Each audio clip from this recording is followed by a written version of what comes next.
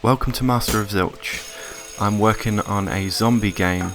I'm about 7 months in, and today I'd really like to get to a point where I can add 100 blank NPCs to the game, and it's a point that I've been trying to get to for probably about 6 weeks now.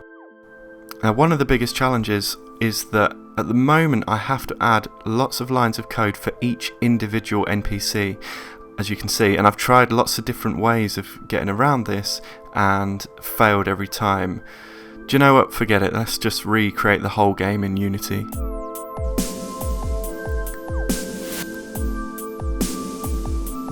Well, that was a fun 12 hours, but I really can't warrant starting the whole game again from scratch. I just can't do it, so let's keep working. This is me making a system where the more stuff I collect, the slower I walk.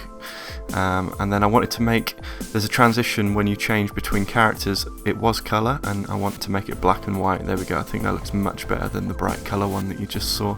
Oh, what's happened to my NPCs? They're all flying in the sky. The coloured boxes are their arms. I was going to make it so the arms can be separate. Okay, let's try and figure out this thing where we have to have lines of code for each individual NPC. I'm going to try a few different ways of doing loops. I've tried maybe 7 different ways already, but let's finally nail it so we don't have to add loads of lines of code every time we want to add a new NPC, because that would just be a nightmare with 100 NPCs in the game. So far so good. They're still working. They still follow me when I click on them. They're still there when I go away and come back, so that's pretty much what I'm looking for. That's progress. Okay, let's think about adding these 100 NPCs now. I really want to get organised. I want to make a list of exactly who they are, because I know I'm going to lose track, and they're all going to have separate IDs, and it's just going to be a nightmare otherwise. You can follow my Instagram at Master of Zilch to see where I'm getting at.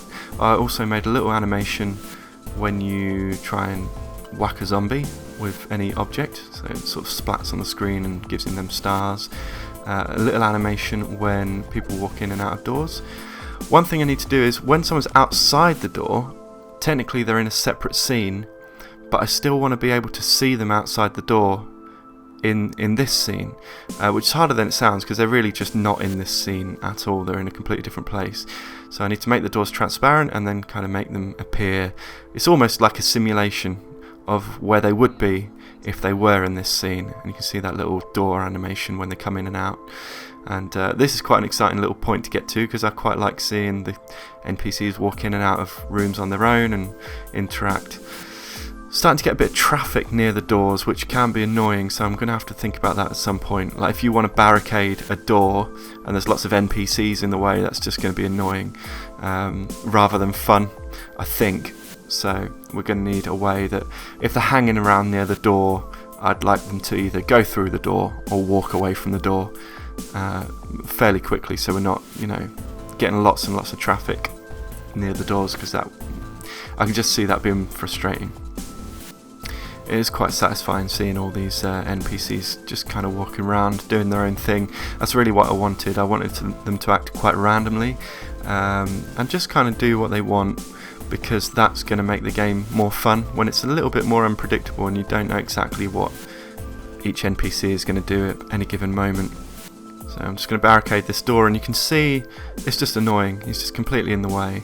But if I barricade it, this zombie is now going to sort of pound on the door gradually and try and get in. You can just see it sort of knocked there, and he's just going to kind of keep whacking on the door until he manages to get through our little barricade of beams. It's not a very big barricade. You could go through the level and try and get more stuff to barricade the door with. I need to find a balance between the zombie knocking the barricade down really quickly and knocking the barricade down really slowly, because it's an hour-long game. Oh, there we go. That was a nice big whack there. So that zombie is now free to come in. It's technically not locked anymore. The NPC just came in. The zombie has walked away, which is fine. There's still an element of randomness. Just because it's knocked down the barricade doesn't mean it necessarily is going to come in straight away.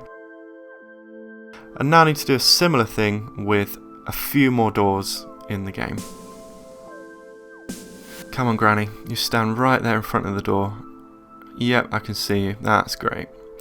So all it's really doing is sort of talking to the other scene and finding out exactly where she'd be. There is a slight glitch there, I don't know if you can see, but her shadow is actually overlapping the wall.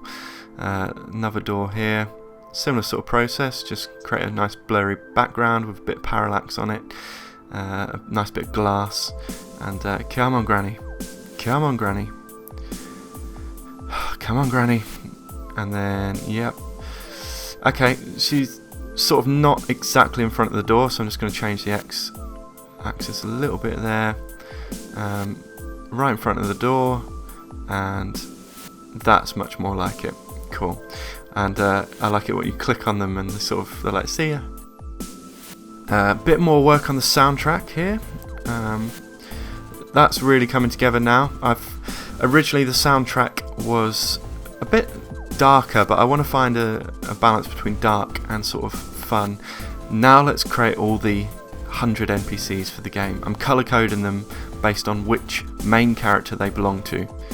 So for example, red is the Ruby character, black is the Harry character, blue is Dinky, green is Huang, and purple is the Michelle character. It's quite satisfying seeing them all in one place there. Get a rough idea of how many NPCs are going to be in the game. I try and give every single NPC a different look and feel, different personality. I kind of ask questions to myself about what kind of music they might listen to, or you know, what their name is and what they do for a living and stuff, just to try and get a feel of who they are. So I'm going to now add all these NPCs to every single level in the game, and I'm excited to do this because this is the first time I'm really going to see the whole game inhabited by NPCs, and I'm glad I could be here to share it with you, and actually finally see my world inhabited by lots of NPCs. They are just placeholders, but it's still very cool to see them just hanging around like this. And they're blinking, and their legs are too short, but that's fine, I can fix that. And yeah, that's pretty cool. I really like seeing it. Brings the world to life so much more, and especially when they all look different, they all have their own different personalities and styles. That's really going to look cool, I think. It's nice to see a big cluster of them as well, because each of these NPCs has the potential to turn into a zombie. So I kind of want a decent amount of NPCs so that there's potential for a decent amount of zombies. Obviously the more zombies, the harder it will be for you to stay alive. So it's actually, in this game, it's actually in your interest to try and keep as many people alive as you can, because the more people that turn into zombies, the harder your life's going to be. So you can get you can get NPCs to follow you, and obviously you can barricade doors and stuff. Let's have a look. This character only has a couple of NPCs. Where are they? Are they outside? Yeah, there we go. They're all hanging around outside, but that's working quite nicely. They're going in and out of doors on their own, which is cool. A couple of little things to fix, but in general, it's looking alright. Huang, the shadows are way too dark there, and some of them haven't got legs, and some of them haven't got shadows, so something's not quite right there, but that's fine, we can fix that.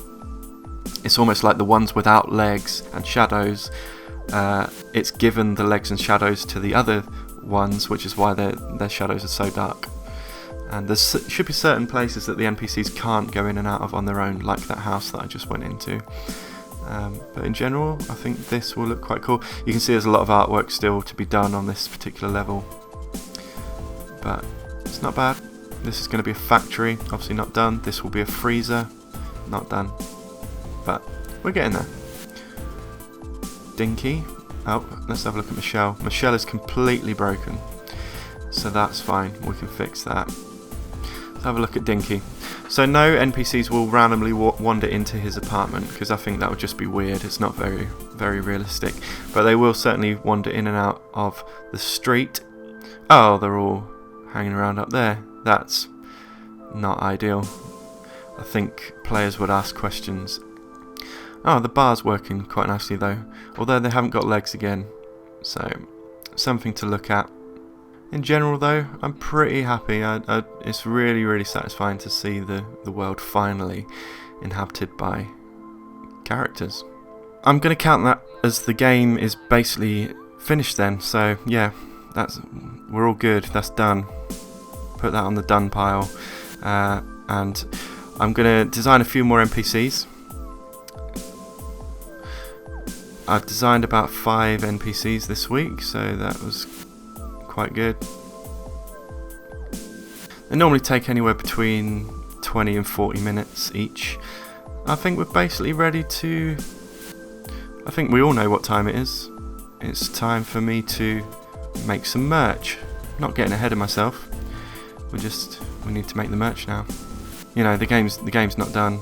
The game's probably about 65% done. I'm only joking about the merch. I just couldn't resist seeing it on some clothes and stuff. Unless you want to buy some of the merch, and then I'm definitely not joking, and you can buy it right now on Redbubble. Link in the description. But yeah, I'm probably joking because this channel has like 2 subscribers.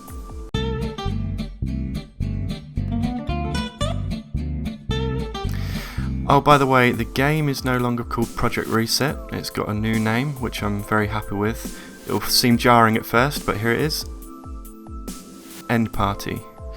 And it's taken me a little while to get used to it. I was really attached to the name Project Reset, but I wanted a name that just gave a bit more of a flavour of what the game is. It's about the end of the world, but it's also fun and silly, so the party element I think really works there, and now I'm really used to it and actually prefer it to the original name.